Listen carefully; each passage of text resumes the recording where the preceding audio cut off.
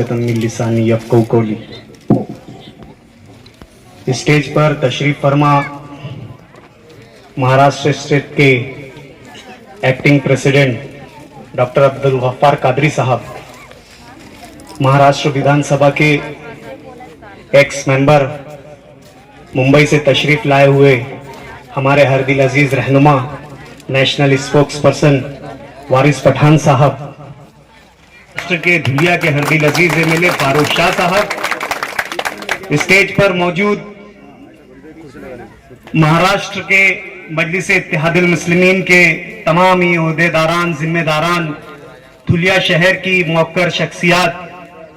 मजलिस इत्तेहादुल मुस्लिमीन के धुलिया के कॉरपोरेटर्स, जिम्मेदारान, सामने बैठे हुए अजीज मेरे दोस्त, बुजुर्ग,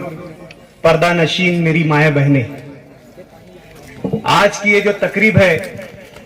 मैं धुलिया शहर में जनरल असेंबली इलेक्शन के बाद पहली मर्तबा आया हूं। इस तकरीब में हमारे मिले जुले असरात हैं, कुछ खुशी के, कुछ गम के। खुशी इस बात की है कि आपने 2019 के असेंबली इलेक्शन में जिस इत्तेहाद का, जिस सब्र का, जिस इस्तिकलाल का मुजाहरा किया और मजलिस इत्तेहादुल मुस्लिमीन पर भरोसा करते हुए फारूक शाह साहब को यहां से कामयाबी दिलवाई, मैं उस खुशी के मौके पर आप तमाम लोगों का शुक्रिया भी अदा करता हूं, आप लोगों को मुबारकबाद भी पेश करता हूं। उस इलेक्शन के बाद कोरोना काल में जो हमारा कोविड पैंडेमिक था, जहां पर सच में नुमाइंदगी की जरूरत थी, लोग जो तकलीफ में थे, जो मुसीबत में थे, अचानक से लॉकडाउन होने की सूरत में लोगों के जो हाल हो गए थे, इस परेशानी को महसूस करते हुए, लोगों की इस तकलीफ को महसूस करते हुए, लोगों के इस दर्द को महसूस करते हुए, हमारे धुलिया जिला के जो इन हालात में हमारे एक और मुखलिस साथी, हमारे एक और जाबाज साथी, जिन्होंने मजलिस इत्तेहादुल मुस्लिमीन की फरोग के लिए, मजलिस इत्तेहादुल मुस्लिमीन को जिला भर में मुतारिफ कराने के लिए, मजलिस इत्तेहादुल मुस्लिमीन को मुस्तहकम करने के लिए, मजलिस को इस्तेहकाम पहुंचाने के लिए जो मेहनत की, हमारे शमसुल हुदा चाचा साहब, मैं आज उनको भी खिराज अकीदत पेश करता हूँ। इन जियालों ने मजलिस की जो खिदमत की, आवाम की जो खिदमत की, दुलिया के शहरियान, बिलखुसूस दुलिया के शहरियान और उमूमन महाराष्ट्र के शहरियान, महाराष्ट्र के रहने बसने वाले और मजलिस को चाहने वाले, इन दो हमारे जियालों की खिदमत को कभी फरामोश नहीं कर सकते। आज इस प्रोग्राम में हम पद ग्रहण के मौके पर यहाँ पर जमा हुए हैं। बहुत से नए चेहरे आज मजलिस में शमूलियत इख्तियार कर रहे हैं। मजलिस इत्तेहादुल मुस्लिमीन सिर्फ एक सियासी जमात का नाम नहीं है, मजलिस इत्तेहादुल मुस्लिमीन एक सियासी गिरोह का नाम नहीं है, मजलिस इत्तेहादुल मुस्लिमीन कोई सियासी रहनुमा और सियासी कारकुनों की तंजीम नहीं है। मजलिस इत्तेहादुल मुस्लिमीन एक आइडियोलॉजी है, मजलिस इत्तेहादुल मुस्लिमीन एक नजरिया है, मजलिस इत्तेहादुल मुस्लिमीन एक ख्याल है। आज हमें मजलिस की आइडियोलॉजी को, मजलिस के ख्याल को, मजलिस के तकय्युल को हमारे अंदर पेवस्त करना होगा। आज मुल्क के जो हालात है आप लोगों से छुपे नहीं है, मजलिस के कयाम का पस मंजर भी यही बयान करता है। मजलिस इत्तेहादुल मुस्लिमीन जिन हालात में कयाम में आई, मजलिस इत्तेहादुल मुस्लिमीन को किस लिए बनाया गया, ये आप लोगों से छुपा नहीं है। आजादी के बाद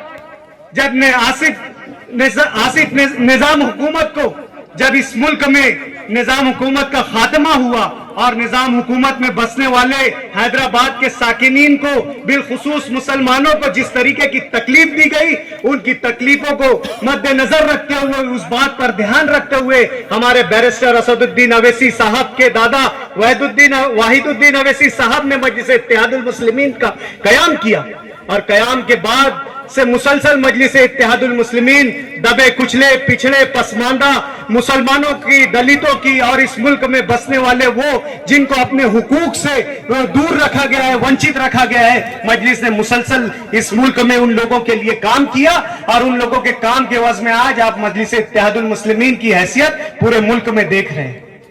मैं मजलिस में शामिल होने वाले तमाम कार्यकर्ता, तमाम कारकुनान और जो मजलिस में पुराने कारकुनान हैं, मैं उनसे गुजारिश करता हूं کہ مجلس کی آئیڈیالوجی کو سمجھے کر رہے ہیں, قوم کو ان کے مقاصد کو اجاگر کر رہے ہیں, قوم کو کس طریقے سے سرخرو ہونا چاہیے, جس طریقے سے قوم کے سیاسی سماجی مقاصد کو بیان کر رہے ہیں. آج ملک کہ ہمارے نوجوانوں کو, ہماری قوم کے بچے کو آج ان کے نظریات کو, ان کی پالیسی کو سمجھنا چاہیے. بہت ہو چکا. آج 70 سالوں سے جو لوگ سیکولر کا نعرہ دیتے آ رہے ہیں, جنہوں نے سیکولر کے نام پر مسلمانوں کو ٹھگا اور آج مسلمانوں کی پسماندگی کی آج جو لوگ وجہ بنے ہیں, جو بنیاد بنے ہوئے, آج بھی لوگوں کو مجلس کے نظریات سے ڈرا رہے ہیں. آپ وقت ختم ہو چکا ہے. ہمیں آگے بڑھنا ہوگا. ہمیں مجلس کے نظریات کو قبول کرنا ہوگا, ماننا ہوگا, اور مجلس کے نظریات کو ملک کے اپنے پسند باشندوں میں, سیکولر باشندوں میں مجلس کے جو ہے نظریات کو پیوست کرنا ہوگا. آج ملک کے جو حالات ہیں, ان حالات میں جب تک کہ مجلس کے نظریات, مجلس کی سوچ لوگوں میں پیوست نہیں ہوگی, اس ملک کو میں سمجھتا آنے والے وقتوں میں کوئی نہیں بچا سکتا. آج جو ہاتھ آپ لوگوں کے لیے بڑا ہے, جو قوت آپ لوگوں کے لیے لڑ رہی ہے, آج مجلس اتحاد المسلمین کے شیر بیرسٹر اسد الدین اکبر الدین آپ کے حقوق کے لیے پورے ملک میں آپ کی نمائندگی کر رہے ہیں, لوگوں کے بیچ میں جا رہے ہیں, سڑکوں پر آپ کی لڑائی لڑ رہے ہیں, ایوانوں میں آپ کی لڑائی لڑ رہے ہیں, خصوصی محفلوں میں آپ کی لڑائی لڑ رہے ہیں, عمومی محفلوں میں آپ کی لڑائی لڑ رہی ہے. آپ کا یہ فرض بنتا ہے کہ آپ ان کے ہاتھوں کو مضبوط کریں, ان کے ارادوں کو, ان کی قوتوں کو جلا بخشے, تاکہ وہ مستعدی کے ساتھ, طاقت کے ساتھ آنے والے وقتوں میں مجلس کے اور آپ کی نمائندگی کر سکے. مجلس نے نارتھ مہاراشٹر میں 2 ٹکٹ دیے تھے. ایک دھلیا تمہارے سینٹرل حلقے سے فاروق شاہ صاحب کو, اور مالیگاؤں سینٹرل حلقے سے مفتی محمد اسماعیل صاحب کو. الحمدللہ مہاراشٹر میں جو نارتھ مہاراشٹر میں جو 3 ٹکٹ تھے, اس میں 2 ٹکٹ پر 2 نشستوں پر ہمیں کامیابی حاصل ہوئی. یہ کامیابی آپ کی محنتوں اور آپ کی دعاؤں کا ثمرہ ہے. آپ لوگ دیکھ رہے ہوگے کہ فاروق شاہ صاحب نے مجلس کے نمائندے کی حیثیت سے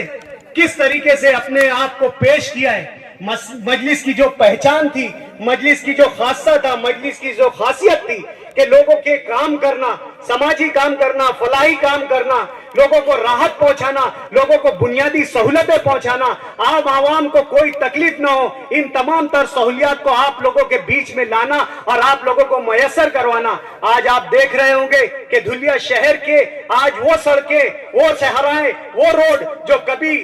تعمیر کی منتظر تھی, جو کبھی ترقی کی منتظر تھی, جو قابل استعمال ہونے کی منتظر تھی, آج پورے شہر میں فاروق شاہ صاحب نے کاموں کا جال پھیلایا.